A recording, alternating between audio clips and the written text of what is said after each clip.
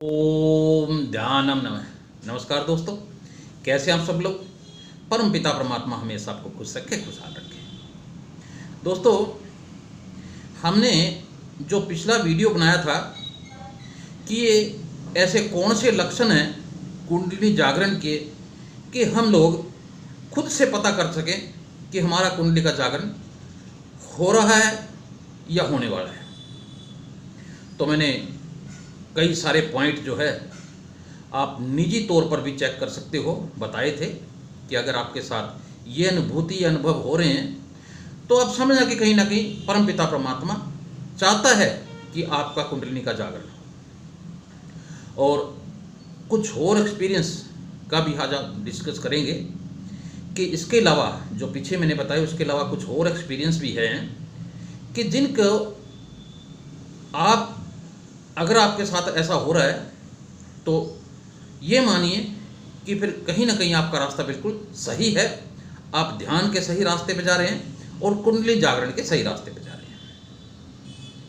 तो इसमें सबसे पहले हम लोग जिक्र करेंगे, देखिए दोस्तों, जब आपका मन अचानक इस संसार से कट के एक वैराग की तरफ चलने लगे, यानी आपको ये लगने लगे कि ये संसार जो है ये मिथ्या है और सत्य जो है वो परमपिता परमात्मा है, वो ईश्वर है, तो इसका मतलब ये है कि आपका मन या आपके मन में और हृदय में ये बात एकदम जागृत हो चुकी है कि हमें ध्यान के द्वारा उस परमपिता परमात्मा को पाना है।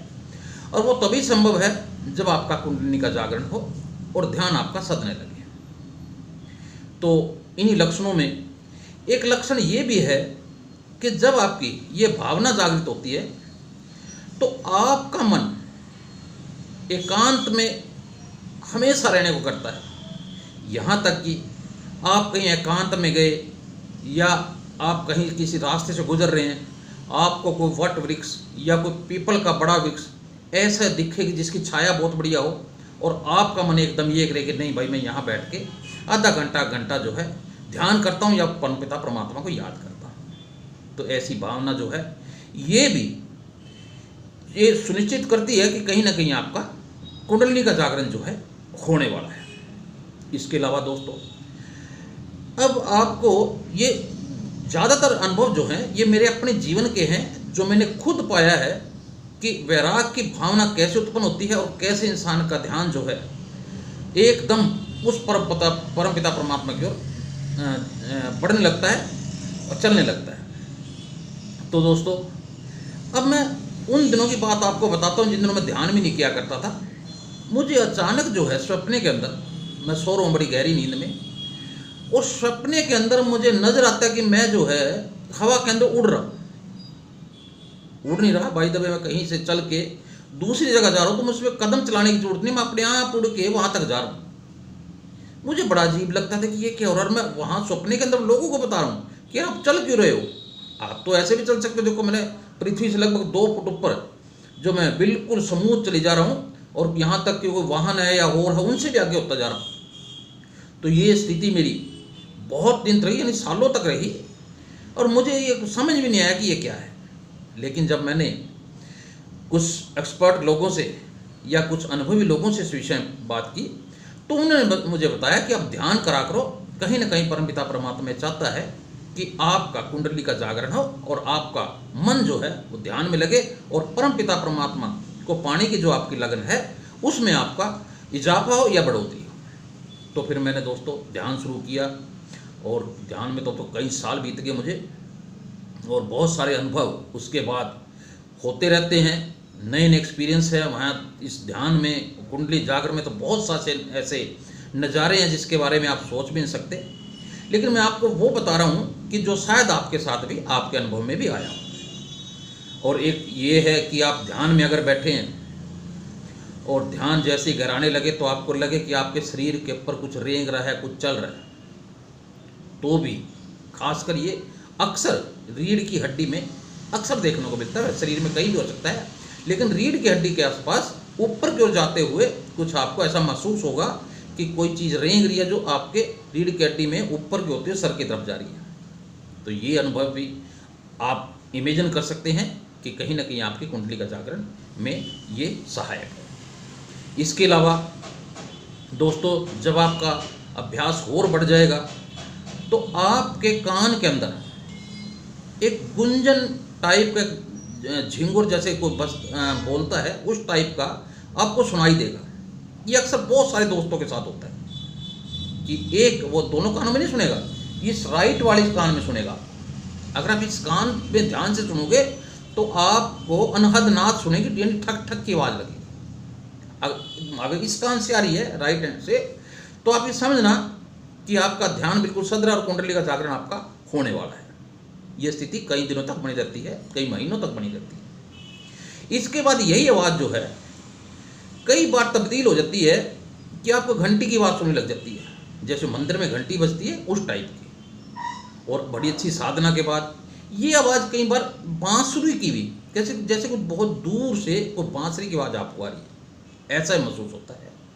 तो अगर ये सारी चीज़ें आपके साथ हो रही हैं तो आप निश्चिंत हो जाइए कि कुंडली का जागरण आपका होके रहेगा और ध्यान के द्वारा आप उस ईश्वर को, उस परमपिता परमात्मा को आप देख सकेंगे, पा सकेंगे। इसके अलावा दोस्तों, जब आप ध्यान में बैठते हैं, ये साधना कोई 2-4 महीनों की बात नहीं कर रहा मैं, एक लंबी साधना की बात है। तो आपके मस्तिष्क के अंदर एक ऐसे ही लगेगा आपको कि रोशनी, बहुत तेज रोशनी, कि जैसे कुछ कई सूर्य आपके अपने मस्तिष्क के अंदर फिट हो गए, इस कपाल के अंदर फिट हो गए, और ये एकदम ज़बरदस्त रोशनी होती है। दोस्तों, ये रोशनी इतनी अधिक होती है कि आपको झेल पाने में बहुत समस्या आती है, और कड़े अभ्यास से अब ये धीरे धीरे शांत भी हो जाएगी। लेकिन ये बिल्कुल सही है कि कई दिन आपको बड़ी परेशानी रहेगी। आप आँख जैसे ही बंद करेंगे, एकदम आग का गोला आपके सामने, आपके मस्तिष्क के अंदर एकदम उभर के आ जाएगा, यानी आपको सोने में भी कठिनाई आ सकती है। तो दोस्तों, ऐसे लक्षण अगर आपके साथ हो रहे हैं तो आप ये फिर सुनिश्चित है कि आपका कुंडली का जागरण कहीं ना कहीं होने वाला है। दोस्तों, इसके अलावा मैंने पिछले वीडियो में भी बताया था कि ये सबसे बड़ा एक्सपीरियंस है कि आप किसी पुरानी बिल्डिंग या किसी पुराने मंदिर में जाएं तो आपको ये लगेगा कि मैं यहाँ शायद पहले आ चुका हूँ। ये बहुत ज़बरदस्त एक्सपीरियंस है इंसान के लिए।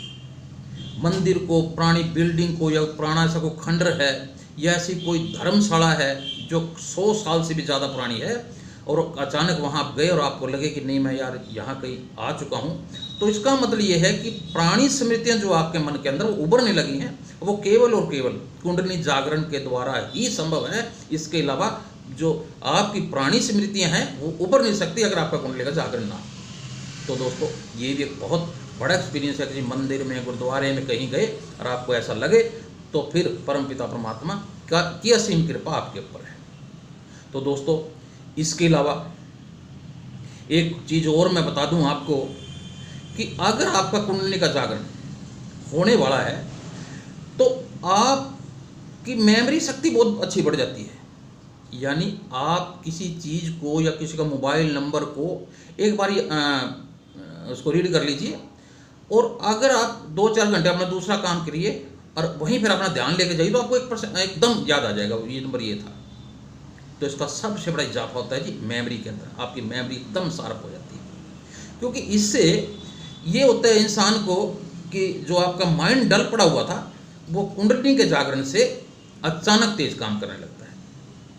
और एक और कॉमन एक्सपीरियंस है कि जब आप ध्यान में बैठते हैं तो रीढ़ की हड्डी से जो ऊपर आके विशुद्धि चक्कर से ऐसे लगेगा कि आपके जैसे मांसपेशियों के अंदर कोई खिंचाव हो रहा है, यानी ऊपर की ओर कोई चीज़ चढ़ रही है और मांसपेशियों को वो जकड़ रही है। तो ये ऊर्जा है आपके शरीर की जो कुंडली जागरण से ही संभव है, क्योंकि उसे 7 और आज्ञा चक्कर में आना होता है। एक सर्कल है, उसके लिए मैं वीडियो पीछे बना चुका हूँ, आगे भी बताऊंगा आपको कि किस तरीके से सर्कल चलता है।